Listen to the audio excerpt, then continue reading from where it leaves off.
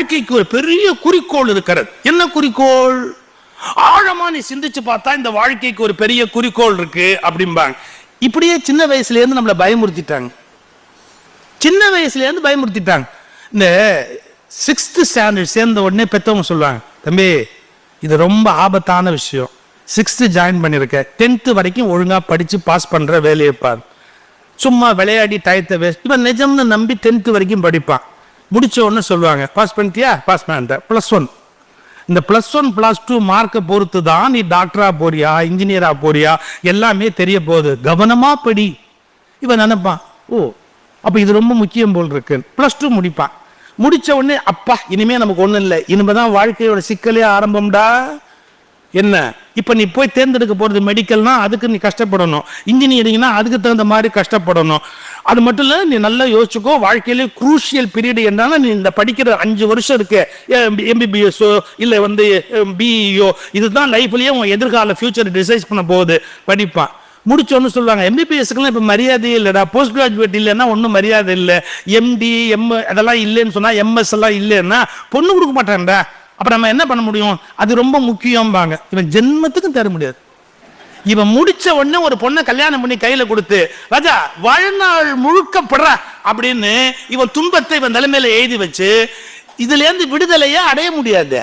நான் என்ன அர்த்தத்துல சொல்ல வரேன்னா, நமக்கு ஒரு பெரிய நோக்கங்களை கற்பித்து கற்பித்து கற்பித்து போறோம். சீரியஸா ஒரு கொஸ்டின் கேட்கிறேன், இது ரங்கநாட்டின மாதிரி கொடநாட்டின மாதிரி சுத்திக்கிட்டே இருக்கிற வேலையை ஒழிய நம்ம ஏதாவது ஒரு டெஸ்டினேஷனை போய் அடைஞ்சோம்னு இருக்கா? ரொம்ப ஆழமா யோசிச்சு பார்த்தா, நீங்க எதையோ ஒண்ணு அடையிறதா நினைக்கிற போது பார்த்தா அது பூமி கால் நழுவி போய் இன்னும் அடைய வேண்டியது ஏதோ ஒண்ணு இருக்கு. கழுதிக்கு கேரட் காட்டின மாதிரி முன்னாடி ஒரு கேரட்டை காமிச்சியே வச்சிருவோம், அந்த கழுதை அதை நோக்கி போயிட்டே இருக்கும். கேரட்டை கடைசி வரைக்கும் அது தின்னதே கிடையாது. அது மாதிரி பல பேர் வாழ்க்கையில சம்பாதிச்சு மட்டுமே வச்சிருப்பானே ஒழிய அனுபவிக்காமையே செத்து போவான். நான் தான் அடிக்கடி ஒரு வார்த்தை சொல்றது, இன்னைக்கு சொல்லிட்டு போறேன், அதை நீங்க குறிச்சுக்குங்க. என்ன? நீங்கள் சம்பாதிப்பது உங்கள் சொத்தல்ல, அனுபவித்தது மட்டும்தான் உங்களுடைய உண்மையான சொத்து என்கிற ஒரு தெளிவு நமக்கு மனசுல இருக்கணும். நீ என்ன அனுபவிச்ச அப்படிங்கிறது ரொம்ப முக்கியம். ஒரு வார்த்தை சொல்லட்டுமா? தரித்திரம் என்பது வேறு, தரித்திர புத்தி என்பது வேறு. இந்த உலகத்துல தரித்திரம் தவிர்க்க முடியாது. ஏழ்மையோ வறுமையோ ஒரு ஏழையான குடும்பத்தில் போய் பிறந்துட்டா இட் இஸ் அன்அவாய்டபிள். அதை ஒண்ணு நீங்க பண்ண முடியாது. ஆனா சில பேருக்கு சொல்லட்டுமா, தரித்திரமே இருக்காது சார், ஆனா அவனால தரித்திரமா தவிர வேற எப்படியும் இருக்கவே முடியாது சார். அருமையான ஓட்டு வீடு, நடுவுல ஊஞ்சல், தொட்டி முத்தம், அதுல உட்காந்து ஐயா சாப்பிட்டுட்டு வந்து உட்காந்து ஊஞ்சல் ஆடுறாரு. அழகான மனைவி, ஒரு கற்பனை. அந்த அம்மா அங்கேருந்து வெத்தலை செல்லம், அந்த காலத்துல எல்லாம் வெத்தலை செல்லம்னு சொல்லுவாங்க. இவருக்கு அந்த அம்மா செல்லம், அந்த அம்மாக்கு இவர் செல்லம், இவங்க 2 பக்கம் மத்தியில வெத்தலை செல்லம். அந்த வெத்தலை செல்லம் வாங்க பெட்டியவே, அந்த வெத்தலை செல்லத்தை எடுத்துக்கிட்டு வந்து இந்தாங்கோ அப்படின்னு கொடுக்குறாங்க. அந்த அம்மா வெத்தலை போட்டுங்கோ அப்படின்னு. இவர் சந்தோஷமா பாடிக்கிட்டு இந்த பாருங்க, அதாவது ஒரு தனி அழகு. அந்த வெத்தலை போட்டி அப்படி திறந்து வச்சு அதுல இருந்து அந்த வெத்தலை எடுத்து அதுல வேற ஒரு ஸ்கேன் பண்ணுவார், அப்படி கண்ணால அந்த வெத்தலையை ஸ்கேன் பண்ணுவார். அப்படி பார்த்துட்டு இந்த வெத்தலை அழுகிற மாதிரி இருக்கு, இருக்கட்டும், இது நல்லா இருக்கு, இருக்கட்டும், இது கொஞ்சம் ப்ரௌன் ஆயிடுது, இதை இப்போ விட்டுட்டோம்னா வேணா போயிடும், இது கொஞ்சம் வாடி இருக்கு. இப்படி ஒன்னொன்னா பார்த்து நல்ல வெத்தலையெல்லாம் டப்பால வச்சு மறுபடியும் மூடிடுவான். லேசா ப்ரௌன், லேசா கருகுனது, லேசா வாடினது எல்லாம் வீணா போறதோ அப்படின்ட்டு இதை கொஞ்சம் கிள்ளி, அதை கொஞ்சம் கிள்ளி, இதை கொஞ்சம் கிள்ளி, எல்லாத்தையும் மொத்தமா போட்டு வச்சு நல்லதெல்லாம் மூடி டப்பால வச்சுட்டு காலம்புரை சாப்பாடு முடிச்சுட்டு ராத்திரி மறுபடியும் சாப்பிட்டு ஊஞ்சல் ஏறி உட்காந்தானா அந்த மாதிரி வெத்தலை டப்பா கொண்டு வருவா. இது கொஞ்சம் வாடி போச்சு, இது கொஞ்சோண்டு வாட ஆரம்பிச்சு கொடுத்து, இது கொஞ்சம் ப்ரௌன் ஆயிடுத்து, இருக்கட்டும் அப்படின்னு அதெல்லாம் தனியா எடுத்து வச்சுட்டு நல்ல வெத்தலை எல்லாம் டப்பால வச்சு மூடிட்டு மறுநாள் அந்த ராத்திரி வாடின வெத்தனை வதங்கின வெத்தலை அதான் போடுவான். இவன் வாழ்நாள்ல ஒரு நாள் கூட நல்ல வெத்தலை போட்டதா வரலாறே கிடையாது. ஏன்னா நல்லதெல்லாம் நாளைக்கு, நல்லதெல்லாம் நாளைக்கு. இப்போ லேடிஸ் ரொம்ப என்னமோ அவங்க ஆம்பளை நான் கேலி பண்ணேன்னு அட்டகாசமா சிரிக்கிறாங்க. இதே அட்டூழியத்தை தான் ஃப்ரிட்ஜில் நீங்க பண்றீங்க. எப்படி இந்த பீன்ஸ் வதங்கி போயிடுத்து இன்னைக்கு பொரியல் பண்ணிவிடு, இந்த அவரைக்காய் பாருங்களேன் சுருங்கி போச்சு இன்னைக்கு இது கூட்டு வச்சுடு அப்படின்னு வாடினது வதங்கினது ஃப்ரிட்ஜில் ஃப்ரெஷ்ஷாக இருக்கிறதெல்லாம் உள்ளே உட்காந்துருக்கும். வாடினதெல்லாம் எடுத்து அடுத்த ஆளுக்கு போட்டுக்கிட்டு எப்போ பார்த்தாலும் இதையே பண்ணுறது. நல்லா யோசிக்கணும். ஒரு நாள் கூட நல்ல காய்கறி சாப்பிட்டுருக்க மாட்டான். சார் நான் ஒரு 2 நாள் ஐஸ்வர்யத்தில் தங்கி இருந்தேன். அவர் தோட்டத்து காய்கறியும் அந்த பசுமாட்டு பாலும் அப்படி அபாரமா இருந்தது. ஒரு சோறு போட்ட மனுஷனுக்கு நன்றி சொல்லணும்ல நான். அதே மாதிரி நானிலும் ஒரு எல்லாம் ட்ரையல் தான், தங்கி தங்கி பார்க்குறேன் எங்க பெர்மனண்டா தங்கலாம் அப்படிங்கிறதுக்கு அப்படியே தங்கி தங்கி பார்க்குற ஒரு ட்ரையல் தான், வேற ஒன்றும் இல்லை. ரைட் சார், ஒரு நல்ல காய்கறி. இதுல கொடுமை தெரியுமா, இந்த தரித்திரம் வேற தரித்திர புத்திங்கிறத முடிச்சுடுறேன். இது பாருங்களேன், ஒரு நாள் இப்படி தள்ளி வச்சு இவன் காஞ்ச தெளியா போட்டான் பார்த்தீங்களா, இவன் போயிட்டான், கதை முடிஞ்சு போச்சு. கதை முடிஞ்சதுக்கு அப்புறம் சில சமூகத்தில் நீங்க பார்த்துருக்கீங்களா, வெத்தலையை சுத்தி வாயில வச்சு அந்த பணத்தை உட்காந்து வச்சு அனுப்புவாங்க. படுக்க வச்சு அனுப்ப மாட்டாங்க, உட்காந்து அந்த பணம் போகும். அதுக்கு எப்படின்னா வெத்தலையை வாயில சுருட்டி வைப்பாங்க. இந்த வீட்டில் எல்லாம் முடிஞ்ச உடனே அந்த இது பண்ணி அனுப்புவார்ல, காரியம் பண்ணி அனுப்புவார்ல, அவர் அங்க இருந்த வெத்தலையில நல்ல வெத்தலை 4 வெத்தலை எடுத்து சுருட்டினார் பாருங்க. பையங்க எடுக்காதீங்க. எங்க அப்பா இது வரைக்கும் இது போட்டதா வரலாறே கிடையாது. அவருக்கு காஞ்ச வெத்தலை தான் பிடிக்குமே ஒழிய நல்ல வெத்தலை பிடிக்காதுன்னு காஞ்ச வெத்தலைய வாயில வச்சு அப்பதான் அவர் அங்கேயும் அனுப்பிச்சு வச்சான். இல்லைன்னு என்ன தெரியுது, இவனுக்கு தரித்திரமே கிடையாது, பணம் எக்கச்சக்கமா இருக்கு. ஆனா இவன் இந்த தரித்திர புத்தியோட இருந்தான் பாத்தீங்களா. இந்த ஒன்ன புரிஞ்சுக்கிட்டா போறோம். வாழ்க்கையில் தரித்திரம் வேறு, தரித்திர புத்தி வேறு. தரித்திரம் உள்ளவர்கள் பணக்காரராக முடியும், தரித்திர புத்தி உள்ளவர்கள் என்றைக்குமே பணக்காரராக ஆக முடியவே முடியாது. இது சின்ன விஷயமா தான் இருக்கும், ஆனா வாழ்க்கையில யோசிக்கணும். அட கிடக்குது சனியா வீணா போச்சு, தூக்கி வெளியில ஏறி அப்படின்னு முதல் நாள் எரிஞ்சா ஃப்ரெஷ்ஷா சாப்பிடல. இது தூக்கி அந்த பக்கம் போடு, ஃப்ரெஷ்ஷா சாப்பிடலாம். ஒரு 2 வெத்தலை வீண் பண்ண வேண்டிய அவசியம் வரும். என்ன கெட்டு போச்சு, அதனால நமக்கு அந்த மனசு வராது. முடியாது, இதை விடக்கூடாது, அதை விடக்கூடாது. அதனால தான் ஒரு வார்த்தை சொன்னேன், நீங்கள் சம்பாதித்தது உங்கள் சொத்து அல்ல, நீங்கள் அனுபவித்தது மட்டும்தான் உங்களுடைய உண்மையான சொத்து. இந்த கிளாரிட்டி முதல்ல நமக்கு வரணும். சில பேர் சேமிச்சதை திருப்பி பார்த்துக்கிட்டே இருப்பான் பார்த்துறீங்களா. தான் படாத பாடுபட்டு சேர்த்தது எல்லாத்தையும் ஒரு தங்க கல்லா மாத்தி வீட்டு தோட்டத்தில் புதைச்சு வச்சுட்டான்.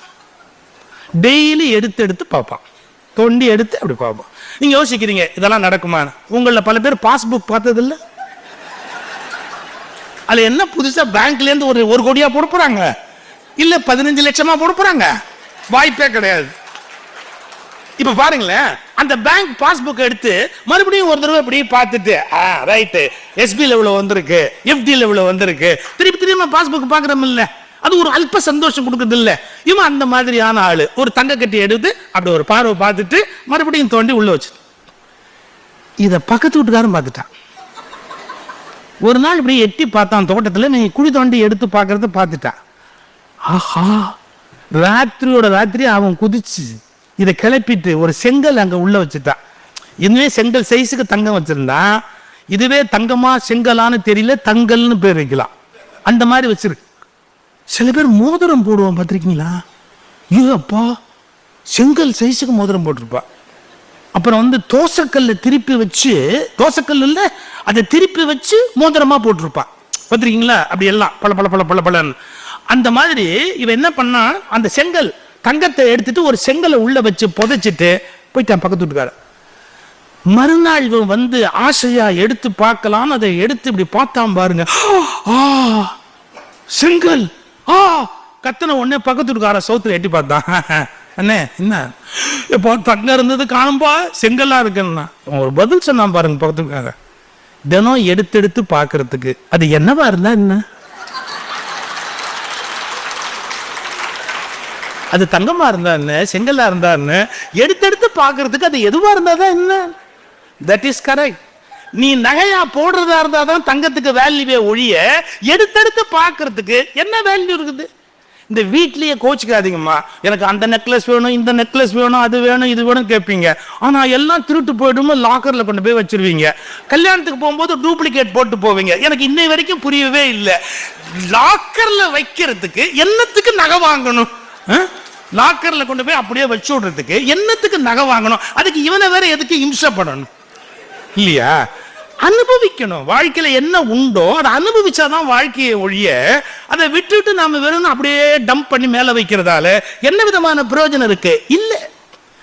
ஏன்னா இது நகைச்சுவை மன்றோம், நீங்க மகிழ்ச்சியா இருக்கணும் சார். ஜோக் சொல்லி சிரிக்கிறது மட்டும் நகைச்சுவை இல்லை சார். வாழ்நாள்ல எப்பவுமே சந்தோஷமா இருக்கிறது தான் சார் வாழ்க்கை. எப்பவுமே சந்தோஷமா இருக்கிறது தான் சார் வாழ்க்கை. இது பல பேருக்கு தெரிய மாட்டேங்குது. இங்கிலீஷ்ல 3 வார்த்தை இருக்கு, ஜாய், பிளஷர், பிளிஸ். 3 வார்த்தை இருக்கு. ஜாய்க்கும் பிளஷருக்கும் பிளிஸுக்கும் என்ன வித்தியாசம்? நீங்க அந்த உடம்பு வழியா என்ஜாய் பண்றீங்க இல்லையா, தட் இஸ் கால்டு ஜாய். இப்போ நம்ம நெல்லை மாரியப்பன் எனக்கு காலையில பர்த்டேக்காக குட்டி ஜாங்கிரி கொடுத்து விட்டார். குட்டி ஜாங்கிரி யாரோ என்ன சொன்னாலும் சொல்லிடணும், அப்பதான் மறுபடியும் கொடுப்பாங்க. சாந்தாமணி அம்மா வந்து பொங்கலூர் போலி கொண்டாந்துருப்பாங்கன்னு நினைக்கிறேன். ஸ்ரீனிவாசன் சார் தான் மருந்து கொடுத்துருவார்.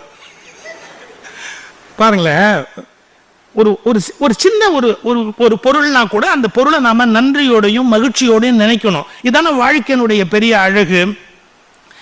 வேறு ஒரு கோணத்துல நான் இப்ப போறேன். ஒரு மனிதனுடைய அந்த சந்தோஷம், மகிழ்ச்சி, ஆனந்தம், இது வந்து உடம்பு வழியா அனுபவிக்கிறதுக்குன்னு ஒரு பகுதி இருக்கு. எப்படி? ஒரு இனிப்பு எடுத்து வாயில போடுறோம், அதுக்கு தட் இஸ் கால்டு ஜாய். நான் என்னுடைய பொறி புலன்கள் வழியா அனுபவிக்கிறேன். 5 பொறிகள் புலன்கள் வழியா நான் அனுபவிக்கிறதுக்கு பேர் ஜாய். என்ஜாய் பண்ணு அப்படிம்பாங்க, ஜாய். இல்லை ஒரு வைத்தறிச்சல் சொல்லட்டுமா? ஜாய்ங்கிறது மட்டும் ஒருத்தருக்கு எது ஜாயோ அது அடுத்தவனுக்கு வைத்தறிச்சல். இந்த உலகத்திலேயே பிடிக்கும் பிடிக்காதுன்ற ஒரு அளவுகோல் வச்சிருந்தீங்கன்னா நீங்க ஹாப்பியா இருக்க முடியாது. ஒரு தடவை ஏசி கோச்சில் நான் டிராவல் பண்றேன். ஏசி கோச்சில் எதிர் சீட்டில் உட்கார்ந்துருந்தவர் மத்தியானம் அவருடைய லஞ்சை பிரிக்கிறார். இப்போ பட்ட கிராம்பு வாசனை, அப்போ ஏசி கோச்சே தூக்கணும், அப்படியே பட்ட கிராம்பு வாசனை. நான் ஆசையா என் ஒய்ஃபு என்ன பேக் பண்ணி கொடுத்தாலோ அது மோர் சாதம். ஏன்னா எனக்கு அதிகமாக ஒத்துக்காது வெளியில் சாப்பிட்றது. மோர் சாதம் எனக்கு வருத்தமே வந்து இவன் மோர் சாதம் கொடுத்தது இல்லை, அவன் அங்கே பிரியாணி சாப்பிட்றான். அந்த பட்டக்கிராம்பு வேற வண்டியவே தூக்குது. இப்போ பாருங்களேன், எனக்கு அது பிடிக்காதுன்னு நான் முடிவு பண்ணேன்னா சீக்கிரமா தின்னு தொலையக்கூடாதா, வேகமா அது வேற ரசிச்சு ரசிச்சு திங்கணுமா? எதை? பட்டக்கிராம்பு பிரியாணி. அவன் சாப்பிட்றத பார்த்தா எனக்கு கோவம் வருது. சீக்கிரமா அவன் இந்த தை சாதத்தை ஒரு பரிதாபமும் ஒரு பவர் பார்த்தா, புளிச்சு போன ஒரு சாதத்தை இவன் ஒரு மனுஷன் இதை சாப்பிட்டுக்கிட்டு அவன் இப்படி பரிதாபமா பார்த்தான். இப்போ நான் ஒரு ஹையஸ்ட் பிலாசபி இதுலன்னு சொல்லட்டுமா? என்ன? இப்போ எனக்கு பிடிக்கும் கிடையாது, பிடிக்காதும் கிடையாது. நான் எவன் பிரியாணி தின்னா எனக்கு என்ன? எனக்கு இது பிடிக்காதுன்னு ஒரு ஐடியா இருக்கு அப்படின்னா நான் வருத்தப்படுறேன். இன்னைக்கு சொல்லட்டுமா, நாம் எப்போதும் பிறரை குற்றவாளியாக்கி பழக்கப்பட்டிருக்கிறோமே ஒழிய நம்முடைய மனதில் கோளாறு இருக்கிறது என்பதை பற்றி யோசிக்க மறந்து விடுகிறோம். நான் எங்கிட்ட என்னமோ ஒரு கோளாறு இருக்கு, அவன் என்னமோ அவனுக்கு பிடிச்சதை சாப்பிட்றான், என்னமோ சாப்பிட்டு போறான், நமக்கு என்ன வந்தது? எனக்கு அதுக்கு சம்பந்தம் இல்லை. தட் இஸ் ஹிஸ் மீல், அவனுடைய சாப்பாடு, அவன் சாப்பிடுறான். I have no right to comment on that. அது மேல எனக்கு கமெண்ட் கூட பாஸ் பண்றதுக்கு உரிமையே கிடையாது.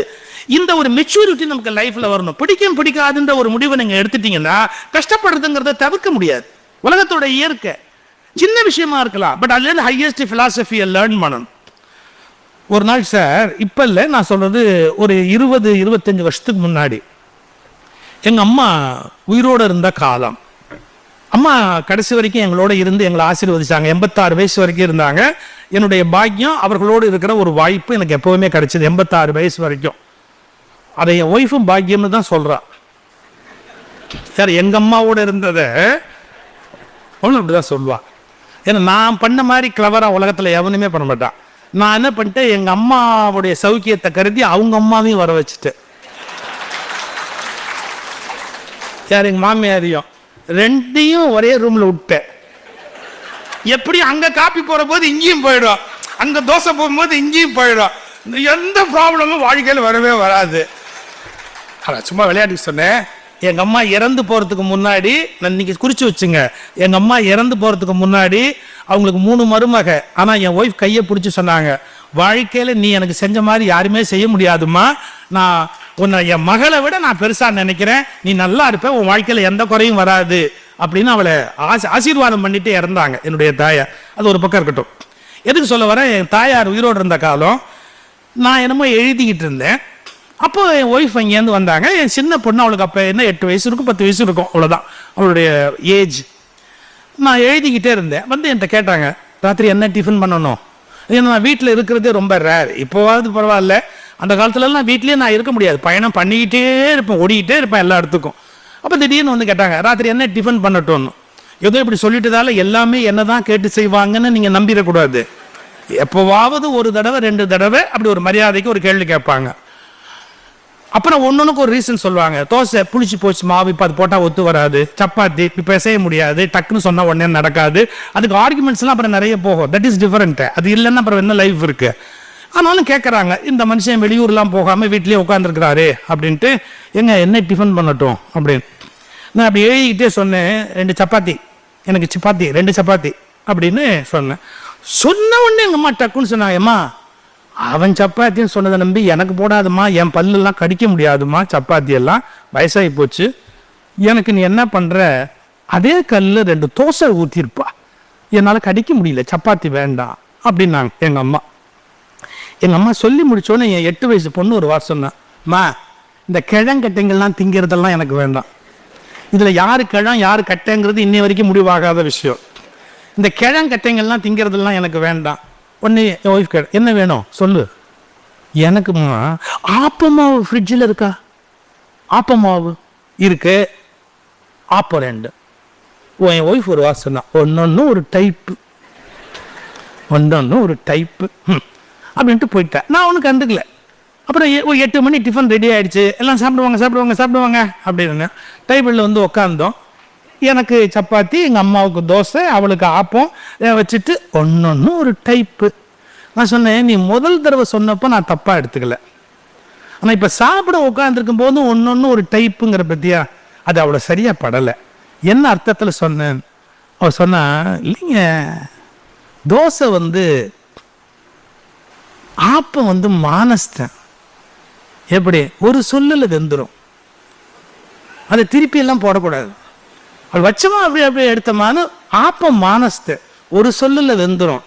ஆனால் தோசை அப்படி இல்லைங்க, இதை திருப்பி போடணும், திருப்பி போடணும். யாரு எங்கள் அம்மா, திருப்பி போடணும். சப்பாத்தி அப்படி இல்லை, புரட்டி புரட்டி எடுத்தாதான்.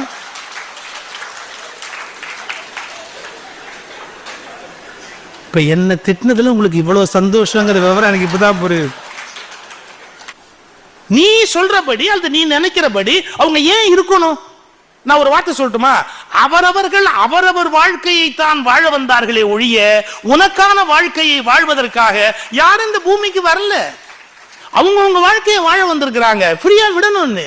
அதை விட்டுட்டு நீ எனக்கு ஏற்ற மாதிரி நீ ஏன் இருக்கக்கூடாது, எனக்கு ஏற்ற மாதிரி நீ ஏன் இருக்கக்கூடாதுன்னா இதை எதிர்பார்ப்பே ஒரு விலங்கு சார்.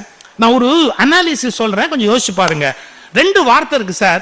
சுதந்திரம்னு ஒரு வார்த்தை இருக்கு, இன்னொன்னு பாதுகாப்பு அப்படின்னு ஒரு வார்த்தை இருக்கு. நீங்க இந்த 2ல எதை ப்ரிஃபர் பண்ணுவீங்க? 2மே ப்ரிஃபர் பண்ணணும். பாதுகாப்பு இல்லாம வாழ முடியுமா?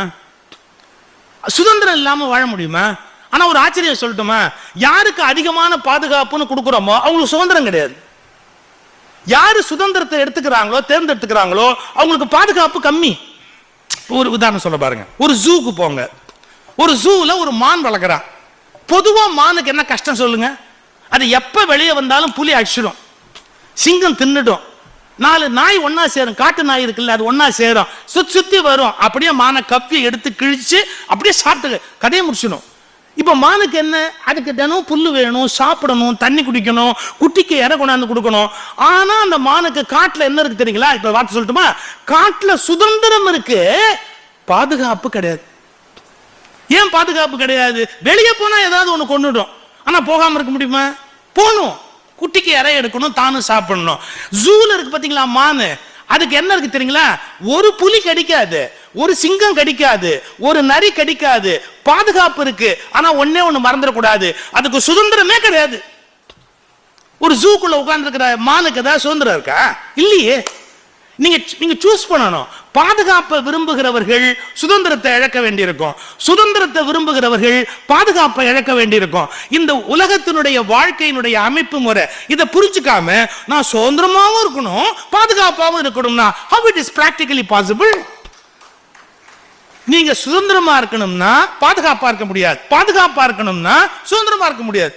என்கிட்ட சில பிள்ளைங்க வந்து சொல்லுவாங்க, நான் ஒரு பொண்ணை லவ் பண்றேன் அப்படின்னு. சரி, அது என்கிட்ட வந்து ஏன் சொல்ற? இல்லை, எங்கள் அப்பா அம்மா ஒத்துக்க மாட்டேங்கிறாங்க. சரி, ஒத்துக்கல, இப்போ என்ன? இப்போ அவங்க ஒத்துக்கிட்டா தானே அந்த கல்யாணத்தை பண்ண முடியும்.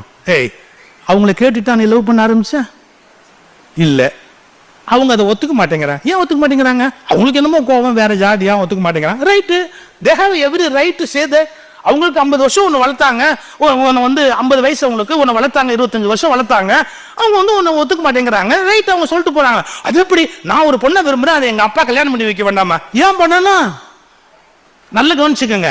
நீயோ உன்னுடைய துணையை தேர்ந்தெடுத்துட்ட அப்படின்னா நீ சுதந்திரமா முடிவு பண்ணிட்ட, இனிமே பாதுகாப்பை எதிர்பார்க்காத.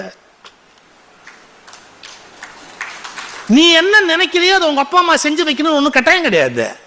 அதே மாதிரி அவங்களுடைய விருப்பம், அவங்க என்ன நினைக்கிறாங்களோ அப்படி வாழ்ந்துட்டு போலாம். நீங்க குழந்தைகள்ட்ட இருக்க சிக்கல் என்ன தெரியுமா? எஸ்பெஷலி யங்ஸ்டர்ஸ் இருக்க சிக்கல், அவங்க நினைச்சதை செய்வாங்க, அதை பெரியவங்க அக்செப்ட் பண்ணணும் அப்படின்னா எப்படி அக்செப்ட் பண்ணுவாங்க? பண்ண மாட்டாங்க. பண்ணணும்னு ஒன்றும் கட்டாயம் கிடையாது. இந்த பிராக்டிக்கல் திங்கிங் நமக்கு இருக்கணும். ஏன்னா நான் என்ன டிசைட் பண்றேனோ அதை எங்க அப்பாவும் ஏத்துக்கணுங்கிற கட்டாயம் கிடையாது. சில பேர் வீட்டில் அமையும், அப்பாவும் சொல்றதை பிள்ளை ஒத்துக்குவான், பிள்ளை சொல்றதை அப்பா ஒத்துக்குவாரு. இல்லை, பெருவாரியா எல்லாருமே அம்மா சொல்றதை ஒத்துக்குவாங்க வீட்டில். அந்த மாதிரி ஏதாவது ஒரு வகையில் வந்து பிரச்சனை சால்வ் ஆயிடும் பல பேர் வீட்டில். பட் அதெல்லாம் எல்லாருக்குமே பாசிபிள்னு சொல்ல முடியுமா? வாழ்க்கை வித்தியாசமானது. முதல்ல அதை நம்ம புரிஞ்சுக்கணும். அப்புறம் பெருவாரியான மனுஷங்க வந்து சிக்கலுக்கு உள்ளாகிறதுக்கு காரணம் என்ன? அதாவது இந்த ஜாய், பிளஷர். பிளஷர் அதை எங்கேருந்து இங்கே போயிட்டேன். ஜாய்ங்கிறது உடம்பால் அனுபவிக்கிறது, பிளஷருங்கிறது மனசால அனுபவிக்கிறது. எம்.எஸ். சுப்புலட்சுமி பாடுறாங்க, எழுத்தாப்பில் 1000 பேர் உட்காந்து தலையாட்டுறாங்க. ஒரு ஜாங்கிரி ஒருத்தர் சாப்பிட்டாருன்னா அவர் தான் அனுபவிப்பாரு ஒழி 1000 பேர் எழுத்தாப்பில் உட்காந்து தலையாட்டுவாங்களா? இல்லை.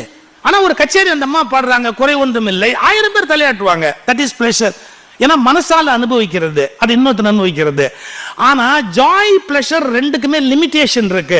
எம்.எஸ். சுப்புலட்சுமி 1 மணி நேரம் பாடினா கேட்கலாம், 2 மணி நேரம் பாடினா கேட்கலாம், 3 மணி நேரம் பாடினா கேட்கலாம், 24 மணி நேரம் பாடினா முடியாது. ஒரு லிமிடேஷன் இருக்கு. பிளஷருக்கும் ஒரு எல்லை இருக்கு, எழுந்து போயிடுவாங்க. அதுக்கு மேல ஒண்ணு யாரும் உலகத்துல கேட்க மாட்டாங்க. இப்ப ஜாய்க்கும் பிளஷருக்கும் லிமிடேஷன் இருக்கு. இன்னொன்னு எல்லையே இல்லாதது பிளிஸ். அதுக்கு பேரு ஆனந்தம்னு பேரு. சந்தோஷம்னு ஒரு இன்னொரு பேரு நம்ம சொல்ற பிளஷருக்கு இருக்கு. மகிழ்ச்சின்னு ஒரு வார்த்தை இருக்குது. அந்த மகிழ்ச்சி வேற, சந்தோஷம் வேற, ஆனந்தம் வேற. பாருங்க, மகிழ்ச்சிங்கிறது மனதால் அனுபவிப்பது, சந்தோஷங்கிறது உடம்பால் அனுபவிப்பது. ஆனா ஆனந்தம் என்பது ஆத்மாவால் அனுபவிப்பது. அது பிளிஸ். அது ரொம்ப உயர்ந்த நிலை. அந்த நிலையை நோக்கிய டிராவல் தான் ஒரு மனுஷனை எல்லாத்திலேருந்து விடுதலை செய்து வெளியில கொண்டு வர முடியும். நம்ம அதை புரிஞ்சுக்காம நான் என்ஜாய் பண்றதை நீயே என்ஜாய் பண்ணும். ஐயோ, உலகத்துல இது கொடுமை தெரியுமா சார்? இது இந்த ஒரு ஊர், நான் ஊர் சொல்ல விரும்பல, ஒரு ஊர் பக்கத்தில் ஒருத்தர் இருந்தார். அவர் வந்து சாப்பிட கூப்பிட்டார். நான் போயிருந்தேன். என்கிட்ட ஒரு நல்ல பழக்கம், யார் சாப்பிட கூப்பிட்டாலும் போயிடுவேன். டவுட்டாக இருந்தால் கூப்பிட்டு பாருங்க, நான் வரனா இல்லையாங்கிறத ஒன்றொன்னா முடிவு பண்ணலாம். கூப்பிட்டார், போனேன். கூப்பிடாமே எனக்கு செல்வங்க எப்படி சாப்பாடு போடுவார் சார். நான் போனேன். நம்ம ஊர்லெல்லாம் போலின்னு இங்கே சொல்கிறோம், ஒப்புட்டுன்னு சொல்லுவாங்க. அல்லது இந்த ஒப்புட்டுங்கிறது கன்னடத்துலேருந்து வர்றது. அதாவது தருமபுரி, கிருஷ்ணகிரி இந்த பக்கத்துலேருந்து அதை ஒப்புட்டுன்னு சொல்லுவாங்க. திருநெல்வேலி பக்கம்லாம் போயிட்டீங்கன்னா அதை போலி அப்படின்னு சொல்லுவாங்க. அவ்வளோதான், கொஞ்சம் வித்தியாசம் இருக்கும். எனக்கு ரொம்ப பிடிக்கும் போலி. போலி பிடிக்காது, போலி பிடிக்கும். எனக்கு என்ன பிடிக்கும்னு கேட்டு தான் பண்ணியிருக்கிறாரு. போலி உட்காந்தேன் சார். போலி கொண்டாந்து விட்டார். போலி ரவுண்டாக கொண்டாந்து வச்சார். நல்ல நெய் ஃபர்ஸ்ட் கிளாஸாக உருக்கி ஒரு வாசனையோட கொண்டாந்து விட்டார். ஒரு இலையில ஒரு வாழைப்பழம் சார். எனக்கு பிடிக்கும், இல்லைன்னு சொல்லலை. ஆனால் நான் போலி நெய்யுமா சாப்பிடுவேன். சாப்பிட்டு முடிக்கும் போது வாழைப்பழம் சாப்பிடுவேன். நான் அப்படி கை வைக்கணும். அவர் சொன்னார், இப்படி சாப்பிடக்கூடாது, எல்லாத்தையும் ஒன்றா போட்டு பிசைஞ்சு. எனக்கு அப்பவே பெரட்டுது. ஐய, வாழைப்பழம், போலி, நெய் எல்லாத்தையும் ஒன்றா போட்டு நல்லா அழுச்சு பிசைஞ்சு. எனக்கு வேணாம் சாமி. இப்போ நான் சாப்பிடலாமா வேண்டாமா? நீங்கள் அப்படி சாப்பிட்றதா இருந்தால் சாப்பிடுங்க, இல்லைன்னா நீங்கள் சாப்பிடாமே எந்திரிச்சு போங்க. எவ்வளோ பெரிய மரியாதை பாருங்க. அவர் அவருடைய கொள்கை அவ்வளோ உறுதியாக இருக்கார். ஏங்க, போலியும் வாழைப்பழமும் ஏன் இஷ்டப்படி நான் சாப்பிட்றதா, அவர் சொல்றதுக்காக பிசைஞ்சு நான் திங்கிறதா? நீ நல்லா இருக்குன்னு சஜஸ்ட் பண்ணு, அதோட நிறுத்திக்க. ஆனால் அதை கம்பல் பண்ணாத. இதை புரிஞ்சுக்கங்க, எல்லாருக்கும் சஜஸ்ட் பண்ணதான் நமக்கு உரிமை இருக்க ஒழிய யாரையும் கட்டாயப்படுத்துறதுக்கு நமக்கு உரிமை இல்லைங்கிற கிளாரிட்டி இன்னும் பல பேருக்கு வரல. we have no right. இந்த உலகத்தில் யாரையுமே கட்டாயப்படுத்துறதுக்கு நமக்கு ரைட்டே கிடையாது. இப்படித்தான் சாப்பிடணும், ஒன்னா போட்டு நீ பெசஞ்சு தான் சாப்பிடணும், எப்படி முடியும்? ஸோ நாமே நம்முடைய துக்கங்களை வரவழைச்சுக்கிறோம், நாமே நம்முடைய துக்கங்களை இழுத்துக்கிறோம்.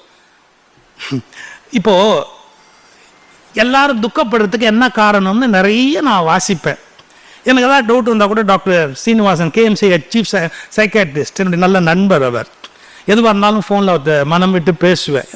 நிறைய நுட்பமான செய்திகள் எல்லாம் நான் கொஞ்சம் அறிவாளி மாதிரி அப்பப்போ பேசுகிறேன் பார்த்தீங்களா, அதெல்லாம் அங்கேருந்து எடுத்தது தான். அக்னாலஜி பண்ணணும்ல சைக்காலஜி பற்றி. இது பாருங்க, வாழ்க்கையில் நம்ம பெருவாரியாக துன்பப்படுறதுக்கு என்ன காரணம்னு நான் அனலைஸ் பண்ணிக்கிட்டே வருவேன். தேவையில்லாத விஷயத்தில் ரொம்ப ஆர்வம் காட்டுறது, ஒரே பாயிண்ட். தேவையே இல்லாத விஷயத்தில் ரொம்ப ஆர்வம் காட்டுறது. ஒரு உதாரணம் சொல்லட்டுமா? ஓஷோ சொல்கிற உதாரணம். தெருவில் ஒருத்தன் குதிச்சுக்கிட்டே இருந்தான். 38 38 38 அப்படின்னு குதிச்சான். எவனோ தெருவில் குதிக்கிறான், நமக்கு என்ன? அதுவும் என்னமோ 38ன்னு ஒரு நம்பர் சொல்கிறான், நமக்கு என்ன? அது என்ன நம்ம டேட் ஆஃப் பர்த்தா? இல்லை, அவன் என்னமோ 38ங்கிறான், என்னமோ குதிக்கிறான்.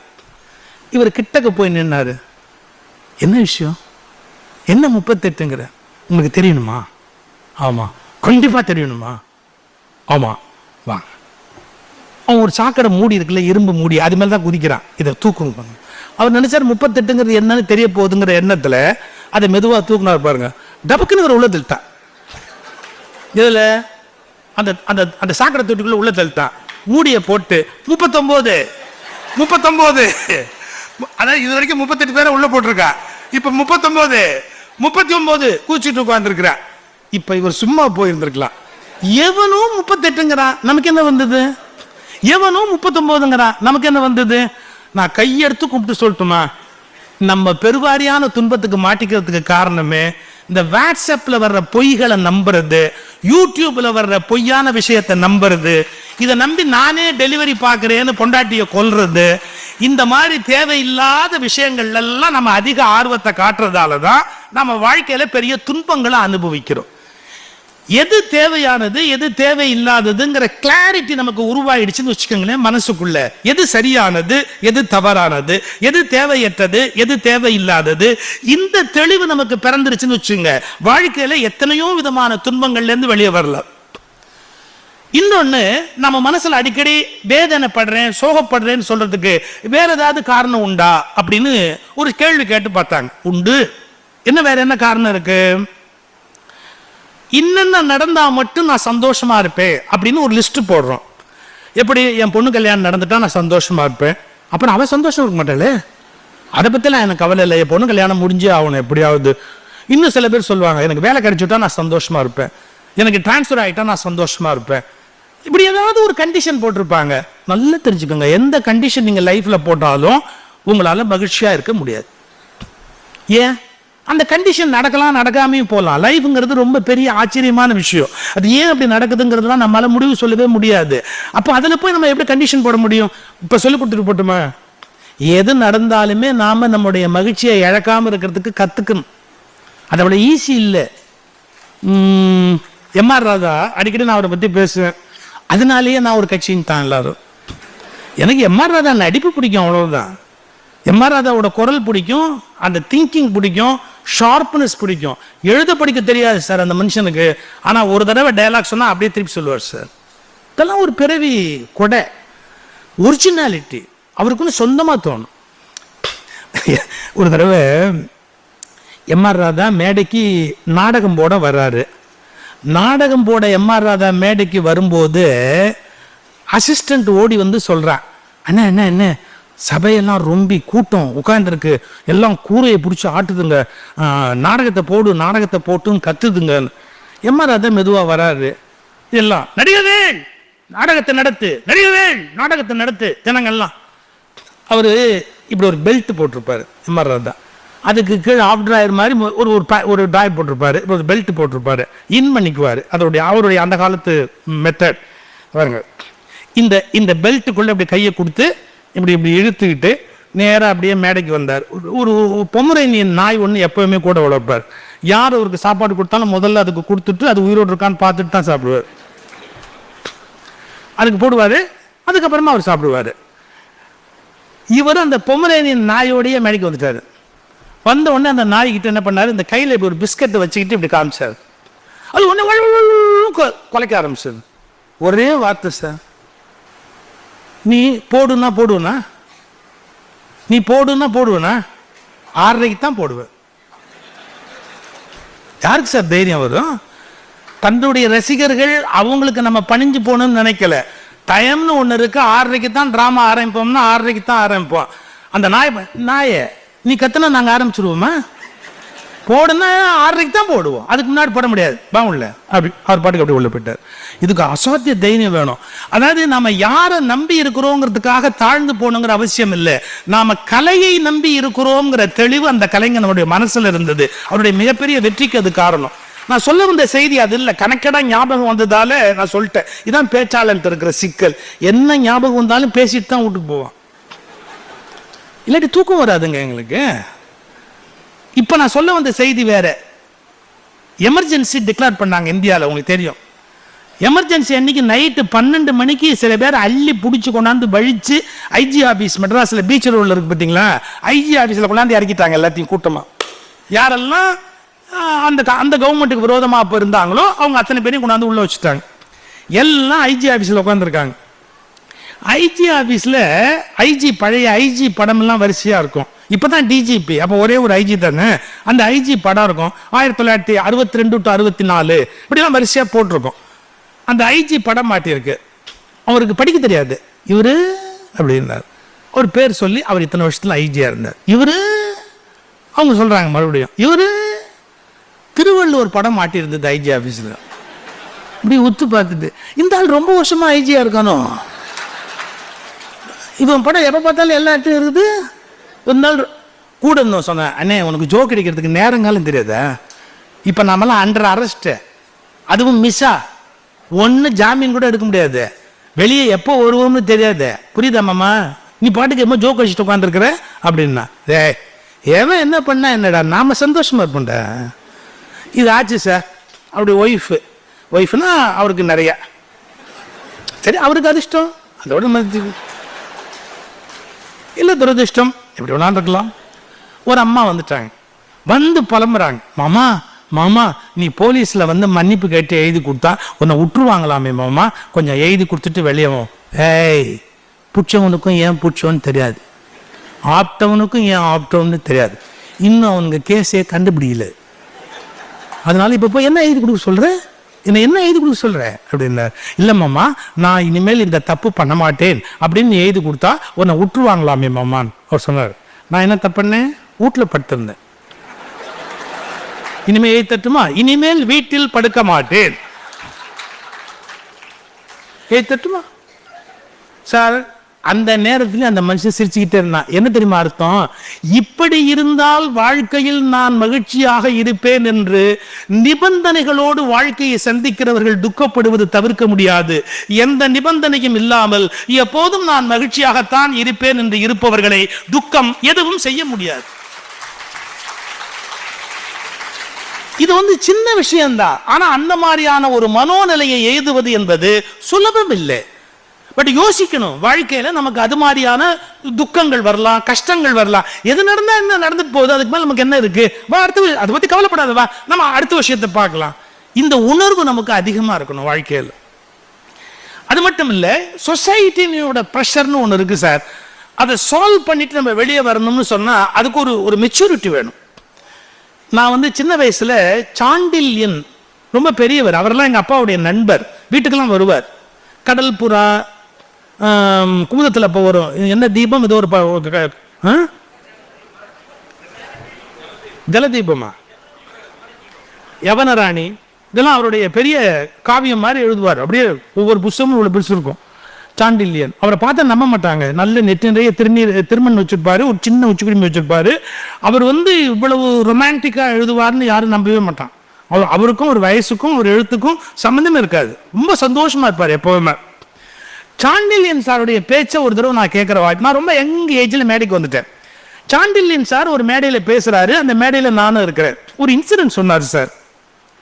அவரும், நீங்க பிலீவ் பண்ணுவீங்களா, வி.கே. ராமசாமியும் ஃப்ரெண்ட்ஸ். ட்ராமா சினிமாலெல்லாம் அப்போ அந்த காலத்தில் ஆக்ட் பண்ணுவார் வி.கே. ராமசாமி. அவருக்குன்னு ஒரு ஹியூமர் உண்டு. ஐயாப்பா, அவர் ஒரு தடவை சொன்னார், வி.கே. ராமசாமி, இதான் எங்களுக்கு கஷ்டம், ஒன்றுலேருந்து ஒன்று ஞாபகம் வந்துடும். ஏப்பா மணி என்னன்னு வாட்சிக்கிச்சு தான் காட்டுங்கப்பா. 8 கொஞ்சம் லேட்டாக சாப்பிடலாம், இன்னும் கொஞ்சம் நேரம். இது பாருங்க, வி.கே. ராமசாமி ஒரு தடவை சொன்னார், நான் ட்ரெயினில் படுத்திருந்தேன், ராத்திரி ஏஞ்சி யூரின் போகலான்னு தோணுச்சு. வயசாகிட்டா அது ஒரு பெரிய கஷ்டம். 10 நிமிஷத்துல ஒரு தடவை ஏஞ்சி போயிட்டு வரணும், இல்லை ராத்திரி 3 தடவை 4 தடவை எந்திரிக்கணும். நான் எந்திரிச்சேன், என் மேல் பர்த்தில் இருந்தவன் இறங்கிக்கிட்டு இருந்தான். அவன் மேல் பர்த்தில் இருக்கிறவன் இறங்கிக்கிட்டு இருக்கிறான். இப்போ நாம என்னத்துக்கு, அவன் இறங்கும் போது இறஞ்செல்லாம் நாம வேற எந்திரிக்கணும்னு படுத்து தூங்கிட்டேன். அப்புறம் 3 மணிக்கு விடிய காலையில் முழிப்பு வந்தது. அவன் அப்பவும் இறங்குறான். ஓ, நமக்கு வரும்போது கரெக்டாக அவனுக்கும் வரும்போது இருக்குது அப்படின்ட்டு பார்த்துட்டு சரிதான் அப்படின்ட்டு நான் மறுபடியும் தூங்கிட்டேன். 5 மணிக்கு எந்திரிக்கலான்னு எழுச்சா அப்பவும் அவன் இறங்குறான். நான் கடுப்பாயிட்டேன். நான் எந்திரிக்கும் போதெல்லாம் இவன் எந்திரிக்கிறானேன்னு எந்திரிச்சு கோவத்தில் அவனை திட்டலான்னு பார்த்தா அவன் பேண்ட்டை காய போட்டிருக்கான். பேண்ட் காய போட்டிருக்கிறான். நான் தான் அவன் இறங்குறான்னு நினைச்சு 2 தடவை தேவையில்லாம என்ன நானே கஷ்டப்படுத்திக்கிட்டேன். இது வெறும் சாதாரண விஷயம் இல்லைங்க. பல விஷயங்களை நாம கம்ப்ளீட்டா விசாரிக்காமையே நாமே நம்மளை அஸ்யூம் பண்ணிக்கிட்டு கஷ்டப்படுறோம் பாத்தீங்களா வாழ்க்கையில. இது எவ்வளவு பெரிய முட்டாள்தனம் தெரியுங்களா? இவர் அப்படித்தான் இருப்பாரு, இவர்கிட்ட ஹெல்ப் கேட்டா அவர் செய்ய மாட்டாரு, அவர் அயோக்கியரா தான் இருப்பாரு, அவர் அப்படிப்பட்டவரா தான். இது மாதிரியான அசம்ஷனால நம்ம படுற வேதனை இருக்கு பாருங்க, ரொம்ப ஜாஸ்தி. ஓப்பனா டேரிங்கா போ, மோதி பாரு, கேட்டா கொடுக்கட்டும், குடுக்காட்டி போறான், இப்ப என்ன கட்டு போச்சு. இந்த மாதிரி லைஃப்ல அப்ரோச் பண்ணுமே ஒழிய அவங்க இப்படித்தான் இருப்பாங்கன்னு அவங்கள பத்தி ஒரு அசியூம் பண்ணிட்டு நாம சஃபர் ஆக கூடாது வாழ்க்கையில. இது முதல்ல நம்ம தெரிஞ்சுக்க வேண்டிய விஷயம். சாண்டில்யன் சொன்ன செய்தி இது இல்லை, அவர் சொல்ல வந்த செய்தி வேற. அவர் என்ன சொன்னாரு, வி.கே. ராமசாமி வீட்டுக்கு போனாரா. வி.கே. ராமசாமி வீட்டுக்கு போனோன்னு வி.கே. ராமசாமி இவரை வா ஐயரே வா, ஒரு கல்யாணத்துக்கு போறேன், நிச்சயதார்த்தம் போலாமா அப்படின்னு கூப்பிட்டு போனாரா. அவர் கூப்பிடுறாருன்னு அவரோட வா நல்ல சாப்பாடு கிடைக்குமா போலாம் கூப்பிட்டு போயிட்டார். 7:30 ஆச்சு, 8 ஆச்சு, சாப்பிட வாங்கினாங்க, இவங்கெல்லாம் சாப்பிட்டாங்க. 9 ஆச்சு, நிச்சயதார்த்தம் நடக்கல. உடனே வி.கே. ராமசாமி அவரை பார்த்து சாண்டில்யன் கேட்டாராம், என்ன இல்லை நடக்காது நிச்சயதார்த்தம், நம்ம வீட்டுக்கு போறப்படலாம். ஏன்? அது தட்டு மாத்தலான்னு போகும்போது தான் ஜாதி வேறன்னு தெரிஞ்சு போச்சு, அப்புறம் எப்படி பண்றதுன்னு விட்டாங்க. என்ன வேற? நான் இப்போ விளக்குறதுக்காக சொல்றேன், எனக்கு ஜாதியில நம்பிக்கை கிடையாதுங்க. எனக்கு அதுக்கு நம்பிக்கை கிடையாது. அது to be frank with you. அவர் அந்த இன்சிடென்ட்டை புரிஞ்சுக்கிறதுக்காக நான் சொல்ல வேண்டியது, வேற ஒன்றும் இல்லை. ஏப்பா 2 பேருமே செட்டியார் தானேப்பா போட்டுருக்குது, அப்புறம் என்ன? இல்லை வாணிப செட்டியார் தானே, அப்போ 2 பேரும் கொடுத்துட வேண்டியதானே. இல்லை இவர் ஒத்த மாட்டு வாணிபம், அவர் 2 ரெட்டை மாட்டு வாணிபம். சாண்டில்யன் பஞ்சு பாருங்க. 1 அவர் ஒரு மாட்டை வித்துற சொல்லு, இவரை ஒரு மாட்டை வாங்கிற சொல்லு. இது என்ன நீங்க பேசுறீங்க? வாணிப செட்டியார் கொடுத்துட வேண்டியது, அது எப்படி கொடுக்க முடியும்? அவர் ஒத்த மாட்டு வாணிபம், இவர் ரெட்டை மாட்டு வாணிபம். எப்பா கோச்சுக்காதீங்க, நீங்க 2 பேருமே இப்ப மாடு வச்சு வியாபாரம் பண்ணல, லாரி வச்சு பண்றீங்க. சரியா சொல்றதா இருந்தா லாரின்னு தான் சொல்லணும். ஏன்னா நீ இப்போ லட்சக்கணக்கில் பிசினஸ் பண்ற, அவனும் லட்சக்கணக்கில் பிசினஸ் பண்றான். அப்படி பார்த்தா லாரி வச்சு தான் 2 பேருமே பிசினஸ் பண்றீங்க. இன்னும் நீங்க அப்படியே பேசிக்கிட்டே இருந்தா எப்ப முடியறது அப்படின்னு. இல்ல நாம ஒன்றும் பேச முடியாது. பொண்ணு வீட்டுக்காரனை கூப்பிடுங்க, மாப்பிள்ளை வீட்டுக்காரனை கூப்பிடு. சாண்டில்யன் பேசி அந்த கல்யாணத்தை நடத்தி வச்சாரு. ஒரு சின்ன டிஃபரன்ஸ் லைஃப்ல இதை போய் ஏன் பெருசா எடுத்துக்கிட்டு இதெல்லாம் ஒரு பெருசுப்படுத்துறீங்க. காஞ்சி மகா சுவாமிகள் கூட பிராமின்லேயே ஐயங்காரா இருந்த இப்ப என்ன பெரிய விஷயம், பெருசா இப்படியே கிளாசிபிகேஷன் போனா அது போயிட்டே இருக்கும் சொசைட்டில. ஓகே பரவாயில்ல அப்படின்ற ஒரு முடிவுக்கு சொல்றாரு. ஸோ ஒரு எல்லையில நம்ம சின்ன சின்ன விஷயங்களை விட்டு கொடுத்துக்கிட்டே போனாதான் அவைகள் எல்லாம் முடிவுக்கு கொண்டு வர முடியும். இது எதுக்கு சொல்றேன்னா, நம்ம லைஃப்ல நம்ம ஹாப்பியா இருக்கணும்னா எல்லா விஷயத்திலும் நான் நினைச்சதே நடக்கணும் அப்படிங்கிற அந்த பிடிவாதத்தோட இருந்தோம்னு சொன்னா நம்மளால சந்தோஷமா இருக்க முடியாது. இது எல்லாத்த விட நீங்க சந்தோஷமா இருக்கிறதுக்கான சீக்ரெட் என்ன அப்படின்னு கேட்டா, நாம இதை பண்ணா மற்றவங்க என்ன நினைப்பாங்கன்னு கவலைப்படாதீங்க. மற்றவங்க என்ன நினைப்பாங்கன்னு கவலைப்படாது. ஏன், நீங்க எப்படி பண்ணாலும் உங்களை தப்பா தான் நினைப்பாங்க. எப்படி தவணும் தப்பா தான் நினைப்பான். நான் ஒரு தடவை சொன்னேன், ஆம்பளை பிள்ளை பெற்றா கடைசி வரைக்கும் நம்மளை காப்பாற்றும், என்ன இருந்தாலும் பொம்பளை பிள்ளை பெற்றா கல்யாணம் ஆகி போயிடும் அப்படின்னாரு. ஒருத்தர் சொன்ன, இல்லை இல்லை பொம்பளை பிள்ளைன்னா பாசமா அம்மானு வரும் அப்பான்னு வரும், ஆம்பளை பையன் கல்யாணம் ஆகிட்டா பொண்டாட்டி பின்னாடி அப்படியே போயிடுவான், அதனால ஆம்பளை பிள்ளை பெற்றா கஷ்டம் இல்லை, கஷ்டம் பொம்பளை பிள்ளை பெற்றா நல்லது. தெளிவாக தெரிஞ்சுக்கோங்க, ஆம்பளை பிள்ளையும் சரி பொம்பளை பிள்ளையும் சரி காப்பாற்றாது. ஒரே ஒரு வித்தியாசம், அழுதுகிட்டே காப்பாற்ற முடியலன்னு பொம்பளை பிள்ளை சொல்லும், சிரிச்சுக்கிட்டே காப்பாற்ற முடியாதுன்னு பையன் சொல்வான். அதான் வித்தியாசம். நான் உன்னை வீட்டில் வச்சுக்கலான்னு பார்த்தேனாப்பா, அவன் ரொம்ப கோவப்படுறப்பா, அம்மா என்னமோ திட்டுவான்னு, பெட்டர் நீங்க எங்கேயா தனியா போய் இருந்துருங்கப்பா. அவன் சிரிச்சுக்கிட்டே சொல்லுவான். பொம்பளை பிள்ளை, அப்போ இவ்வளவோ நான் ட்ரை பண்ணப்பா, நான் எங்க வீட்டில் முடியவே இல்லைப்பா, நான் என்னப்பா பண்றது, அந்த தேங்காய் நாள் எடுத்துட்டு போறேன்பான்ட்டு போயிடும். அப்படிதான் வித்தியாசம். Be ready. இது ஆம்பளை பிள்ளையா இருந்தா காப்பாற்றும், பொம்பளை அதெல்லாம் ஒண்ணுமே கிடையாது. ப்ளீஸ், நான் ஓப்பனா என் மனசுக்கு பட்டது சொல்றேன், என்னோட பிள்ளைகளை மனசுல வச்சுக்க சொல்ல, தே ஆர் ரெடி. எல்லா பெரியவங்களுக்கும் மனசுல என்ன சோகம், நான் இவ்வளவு வளர்த்தேன் இப்படி பண்ணேன் என்ன அவன் பார்க்கல, நான் இப்படி வளர்த்தேன் அப்படி வளர்த்தேன் என்ன கவனிக்கல. தயவு செய்து அப்படிலாம் ஒண்ணு நினைக்காதீங்க. நீங்க வளர்த்ததாலேயே உங்களை காப்பாற்றணும் ஒன்னும் உங்களுக்கு தலையெழுத்து இல்லை. நீங்க உங்க சந்தோஷத்துக்கு வளர்த்தீங்க. நல்ல கவனிங்க, இந்த கடனை அவங்க எங்க செட்டில் பண்ணுவாங்க தெரியுங்களா, அவங்க புள்ள கிட்ட தான் அந்த கடனை அடைப்பாங்களே ஒழிய திரும்ப உங்ககிட்ட அடைக்க மாட்டாங்க. புரியுதா? அவனுக்காக அவங்க அல்லாடுவாங்க, அப்ளிகேஷனுக்கு போய் கியூல நிப்பாங்க, அவனை கூட்டிக்கிட்டு அமெரிக்காவுக்கு போவாங்க, எப்படியாவது சேர்த்து செலவு பண்ணுவாங்க, வீட்டை விற்பாங்க. அதெல்லாம் உங்களுக்கு செய்யணும் நம்ம எதிர்பார்க்க முடியாதுன்ற. நாம நம்ம பிள்ளைக்கு செஞ்ச மாதிரி அவன் பிள்ளைக்கு தான் செய்வானே ஒழிய அவன் நமக்கு எப்படி திருப்பி செய்வான்? ஸோ எந்த கண்டிஷனோடையும் வாழ்க்கையை சந்திக்காதீங்க. அது எப்படி இருக்கோ அதை அப்படியே ஏற்றுக்கங்க. மற்றவங்க என்ன சொல்லுவாங்களோ உங்களை பற்றி கவலைப்படாதீங்க. மற்றவங்க எப்படி இருந்தாலும் நம்மள இந்த உலகத்தில் குறை சொல்லணும்னு முடிவு பண்ணா கண்டிப்பாக குறை சொல்லியே தீருவாங்க. என்னுடைய யூடியூப்ல ஏகப்பட்ட பேச்சு இருக்கு, சுகிசிவம் எக்ஸ்பிரஷன்ஸ். அது தவிர வேற பல சேனல்ல என்னுடைய பேச்சை எடுத்து போட்டிருக்கிறாங்க. அதுல வாழ்க்கை வாழ்வதற்குன்னு ஒரு பேச்சு அதில் சொல்லியிருப்பேன். நீங்க என்னதான் இந்த உலகத்தில் பண்ணாலும் நீங்க பண்ணது கரெக்டுன்னு யாராவது சொல்லி உங்களுக்கு ஒரு கிரீடம் சூட்டுவாங்கன்னு எதிர்பார்க்காதீங்க. நான் என்னுடைய வாழ்க்கையில் ஒரு 40 வருடம் ஒரு பயணம். அது மதம் சார்ந்த பயணம். அதுக்கப்புறம் ஸ்பிரிச்சுவலிசம் என்னுடைய லைஃப்ல ஒரு பெரிய turning point. I have experienced certain things. அதெல்லாம் யாருக்கும் புரியாது. அதாவது ப்ரீச்சிங் ஒரு ரிலிஜன் அப்படிங்கிறதுலேருந்து எக்ஸ்பீரியன்சிங் காட் அப்படிங்கிற ஒரு டர்னிங் பாயிண்ட். அதுக்கப்புறம் என்னுடைய வே ஆஃப் லைஃப் வேற, என்னுடைய திங்கிங் பேட்டர்ன் வேற. அதை புரிஞ்சுக்க முடியாதவர்கள் எத்திசம்னு என்னை குத்தம் சொல்லுவாங்க. But I don't care. ஏன்னா அது அவங்க அபிப்பிராயம், அவங்க சொல்றதுக்கு அவங்க ரைட்ஸ் இருக்கு, அவங்க என்ன வேணாலும் நினைச்சுக்கலாம். பட் அதுக்காக நான் ஏதாவது வருத்தப்பட முடியுமா அப்படின்னா முடியாது. நம்மளை பத்தி மற்றவங்க என்ன நினைப்பாங்கிறத பத்தி நாம எப்படி ஒரு முடிவு பண்ண முடியும்? நீங்க என்ன பண்ணாலும் நீங்க என்ன பண்ணலேங்கிறத தான் சொல்ல போறாங்க. எப்படி நீங்க என்ன பண்ணினாலும் நீங்க என்ன பண்ணலேங்கிறத தான் அவங்க சொல்ல போறாங்க. அமெரிக்கால ஒரு சூப்பர் மார்க்கெட்டு 8:30 மணிக்கு க்ளோஸ் பண்ண போறான். அப்போ ஒரு நாய் உள்ள வந்தது. அந்த நாய் ஒரு பேஸ்கட்டோட வந்தோடனே அந்த சூப்பர் மார்க்கெட் ஆள் இப்படி பார்த்தாரு. அதுல ஒரு சிட்டு இருக்கு, என்னென்ன வாங்கணும்னு. உடனே அதை எடுத்து பார்த்துட்டு மில்க் பேக்கெட்டு அது இது எல்லாம் அப்படி எடுத்து அந்த பையில போட்டுட்டு அவருக்கு பார்த்தாரு. ஆச்சரியமா இருந்து, ஒரு நாய் கரெக்டா பேஸ்கெட் தூக்கிட்டு வருதுன்னு. அந்த நாய் பாருங்க, இவர் எல்லாம் எடுத்து போட்ட உடனே பேஸ்கெட் இப்படி திருப்பி காமிச்சுது, பணம் இருக்கு அதுல. பணத்தை எடுத்தாரு. அது மறுபடியும் இப்படியே பார்த்துது, சில்லறை கரெக்டா கொடுக்குற வரைக்கும் விடாது. யூடியூப்ல நீங்க பாருங்க, நீங்க சேஞ்ச் கரெக்டா கொடுக்குற வரைக்கும் சில நாய் விடாது, அப்படி இருக்கும் கரெக்டா. அதே மாதிரி அவர் கொடுத்தாரு, கொடுத்த உடனே அது கரெக்டா அந்த இடத்துல வச்சாரு, வாலாட்டுச்சு, தேங்க்யூ அப்படி அப்படி அப்படி வெளியே. இவருக்கு ஒரே ஆச்சரியம். சூப்பர் மார்க்கெட் இழுத்து சாத்திட்டு என்ன இது ஃபாலோ பண்ணணும் அப்படின்ட்டு அது கூடவே போனார். பஸ் ஸ்டாண்ட்ல போய் நிக்குது, நம்பர் பார்த்து ஏறுது. அந்த டிரைவர்கிட்ட போய் டிக்கெட்டுக்கு காசு கொடுக்குது. டிரைவர்கிட்ட கொடுக்கணாங்களா வெளிநாட்டில், டிரைவர்கிட்ட காசு கொடுக்குது.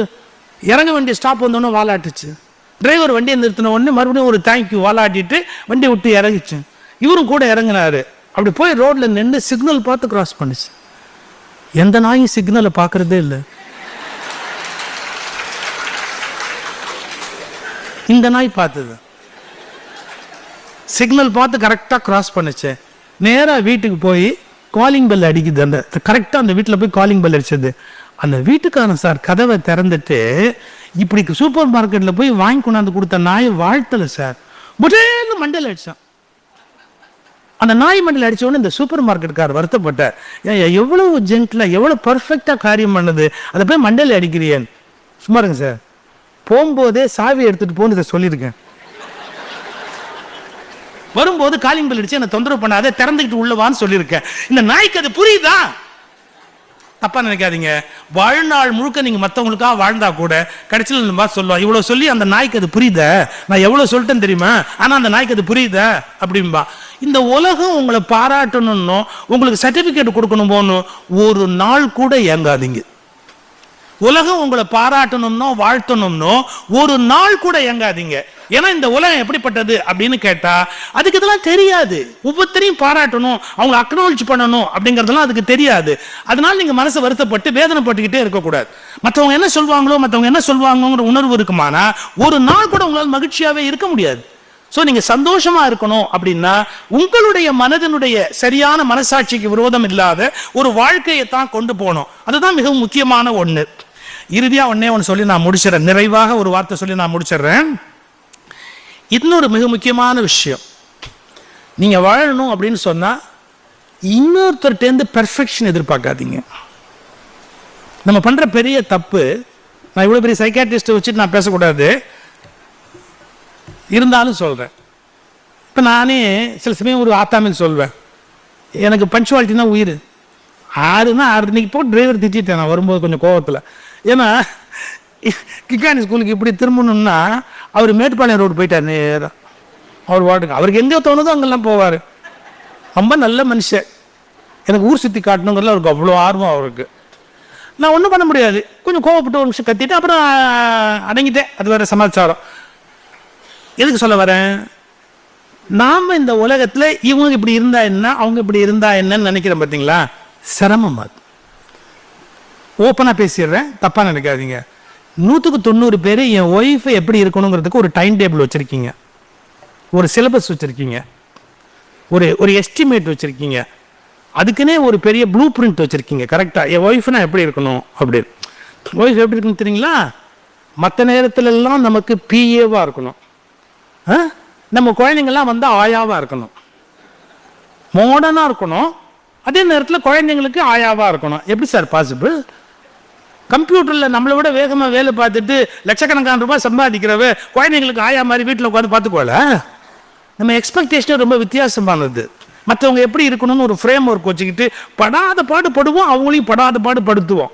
இதெல்லாம் ரொம்ப துன்பகரமானது. நான் அதுக்கு ஒரு கதை சொல்றது உண்டு, பழைய கதை நீங்க பார்த்து கேட்டிருக்கலாம். ஒரு தடவை முல்லா நசூருதீன் கதை அது. அவர் வந்து இது வழியா போறாரு, கடைவீதி வழியா போறாரு. நம்ம ஊர் தெனாலிராமன் தான், அதே மாதிரி சூஃபி. அவர் கடைவீதி வழியா போறாரு. போகும்போது அந்த கடைவீதியில் இருக்கிறவங்க எல்லாம் அவரை பார்த்து கழுதையில உட்கார்ந்து போறாரு, வேகமா போறாரு. எங்க வேகமா போறீங்க, எங்க வேகமா போறீங்க என்ன பதிலே சொல்லல, பதிலே சொல்லல. வேகமா ஒரு பாட்டு கழுதையில போயிட்டாரு. இந்த கடைக்காரங்களுக்கெல்லாம் கோவம், இன்சல்ட் பண்ணிட்டாரு. நான் கேட்கிறேன் பதில் சொல்லாம போறாரு, நான் கேட்கிறேன் பதில் சொல்லாம போறாரு. சார், லைஃப்ல ஒரு விஷயம் தெரிஞ்சுக்கணும். ஒரு இன்டர்வியூல நீங்க பாருங்க, சில பேர் யாராவது கேள்வி கேட்டா கனாப்பினான்னு அவங்களை பதிலுக்கு திட்டுவாங்க. ஒரு இன்டர்வியூல நம்மளை கேள்வி கேட்கறாங்க, அதுக்கு பதில் சொல்ல நெக்ஸ்ட் கொஸ்டின். என்ன அர்த்தம்? கேட்கறதுக்கு உனக்கு எவ்வளவு ரைட் இருக்கோ அவ்வளவு ரைட் பதில் சொல்லாம இருக்கிறதுக்கு எனக்கு இருக்கு. கேட்கறதுக்கு உனக்கு எவ்வளவு ரைட் இருக்கோ அவ்வளவு ரைட் அதுக்கு பதில் சொல்லாம இருக்கிறதுக்கு எனக்கு இருக்கு. நான் உனக்கு பதில் சொல்லணும் என்ன தலையெழுத்து? உனக்கு பதில் சொல்லவா அந்த பூமிக்கு வந்தேன்? அந்த தெளிவு இருக்கணும். அதை விட்டுட்டு மைக்கை கட்டி போடுறது, அதை தூக்கி இப்படி வீசுறது ஒன்றும் பிரயோஜனம் இல்லை, 10 காசுக்கு பிரயோஜனம் இல்லை. அது ஒரு பக்கம் அப்படியே இருக்கட்டும். இந்த முல்லா தங்கிட்ட அப்படி பேசிட்டா, அதாவது கழுதையை வேகமா போன எங்கேன்னு கேட்டா பதில் சொல்லலையேன்னு கடைக்காரனுக்கெல்லாம் கோவம். அவர் வேகமா போயிட்டாரு. மறுநாள் கழுதையை விட்டுட்டு தனியா வரும்போது எல்லாரும் பிடிச்சிக்கிட்டான். நேற்று வேகமா போனேன், எங்க போறேன்னு கேட்டா பதில் கூட சொல்லாம திமிரா போனேன், உனக்கு என்ன அவ்வளவு திமிரா? அவர் ஒரு கேள்வி கேட்டாரு, யாரு வேகமா போனா? எல்லாரும் இப்படி யோசிச்சுட்டு நீ என்ன தப்பா சொல்றீங்க, கரெக்டா சொல்ற. யாரு வேகமா போ? கழுத. அதையும் கேட்க மாட்டேங்கிறீங்க. அதை கேட்கறதுக்கு ஒரு பயலுக்கு துப்பு இல்லை. எல்லாரும் சும்மா மாட்டின மனுஷன், நான் சும்மா உட்காந்துருந்தேன் அது மேலே, அவ்வளோதான். அது கேட்கறதுக்கு ஒரு பயலுக்கு துப்பு இல்லை, எல்லாம் என்ன கேட்டு இம்சை பண்ணுறீங்க, இப்போ எதுக்குங்க?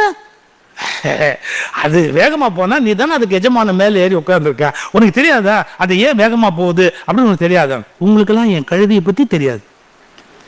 இது வரைக்கும் நான் போக சொன்ன இடத்துக்கு அது போனதே கிடையாது. நான் போக சொன்ன ஸ்பீடுலையும் அது போனதே கிடையாது. போக சொன்ன இடத்துக்கும் அது போனதா வரலாறே கிடையாது. ஏன்? கழுதை அது. அதுக்கு எப்படி தெரியும்? ஏன் அவசரம் அதுக்கு தெரியுமா? அது இஷ்டத்துக்கு அது போகும். அப்புறம் நீ எப்படி சமாளிக்கிறேன்னா அதோட ஒரு காம்ப்ரமைஸ் பண்ணிட்டு. என்ன காம்ப்ரமைஸ்? அது கிழக்க போனால் கிழக்கு பக்கத்து வேலையை முடிப்பேன், அது மேற்க போனால் மேற்கு பக்கத்து வேலையை முடிப்பேன், அது ஸ்பீடாக போனால் ஸ்பீடாக முடிப்பேன், அது ஸ்லோவாக போனால் ஸ்லோவாக முடிப்பேன். நான் இப்போ ரொம்ப கம்ஃபர்டபுளாக இருக்கிறேன். ஏன்னா கழுதையோட காம்ப்ரமைஸ் பண்ணிட்டேன். நீங்களும் வாழ்க்கையில் கம்ஃபர்டபுளாக இருக்க வேண்டும் என்றால்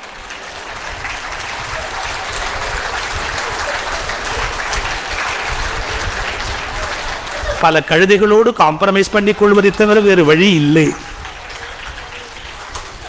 இதான் லைஃப், இவ்வளவுதான் லைஃப். நீங்க ஒரு ஜென் மாஸ்டர் மாதிரி மலரணும், அதை ஏற்றுக்கொள்ளக்கூடிய ஒரு பக்குவத்தில் அப்படி இருக்கணும். சார் நீங்க நம்ப மாட்டீங்க, தென்கட்சி சுவாமிநாதனுக்கு ஹார்ட் அட்டாக், ஹார்ட் சர்ஜரிக்கு ரெடி பண்றாங்க. அப்பல்லோல அந்த பெட்ல அந்த ஸ்ட்ரெச்சர்ல படுக்க வச்சு இப்படி கூட்டிட்டு போறாங்க. என் ஃப்ரெண்டு கிட்டக்க போய் சொன்னாரு, ஐயா நேத்திக்கு உங்களை மாதிரியே குரல்ல ஒருத்தன் மெமிக்ரி பண்ணா, பிரமாதமா பண்ணா, அவரை ப்ளீஸ் பண்றதுக்காக சந்தோஷமா ஆப்ரேஷனுக்குள்ள போனோன்னு ரொம்ப பிரமாதமா பேசினாயா, உங்களை மாதிரியே பண்ணாயா அப்படின்னு. தங்கச்சி உள்ள போற சொன்னார். அப்ப அவனை வந்து இங்க படுத்துக்க சொல் சார். நீங்க ஆபரேஷன் தியேட்டருக்குள்ள போகும்போது கூட இப்படி ஒரு சென்ஸ் ஆஃப் ஹியூமரோட ஒருத்தர் இருக்க முடியுமா சார்? லைஃப் அப்படிதான். வாழ்க்கை என்பது உங்கள் பாதுகாப்பை விரும்புகிற போது சுதந்திரத்தை இழக்க வைக்கும், சுதந்திரத்தை நீங்கள் விரும்புகிற போது பாதுகாப்பை சமத்துவம் செய்ய வேண்டிய கட்டாயம் வரும். ஒரு விசித்திரமான ஒன்று வாழ்க்கை, இன்னதுதான் என்று நம்மால் முடிவு செய்ய முடியாதது. இப்போ தலைப்பு அவசியமானு கேட்டல்ல, அதே மாதிரி இந்த வாழ்க்கையில் நீங்கள் ஒரு அர்த்தத்தை வரவழைத்து கொண்டு வாழ்க்கை என்பது இதுதான் என்று அதற்கு தலைப்பிட்டு அதை கட்டங்கட்டாதீர்கள். அதன் போக்கில் அதை அனுமதித்து விடுங்கள். வாழ்க்கைக்கும் தலைப்பு அவசியம்.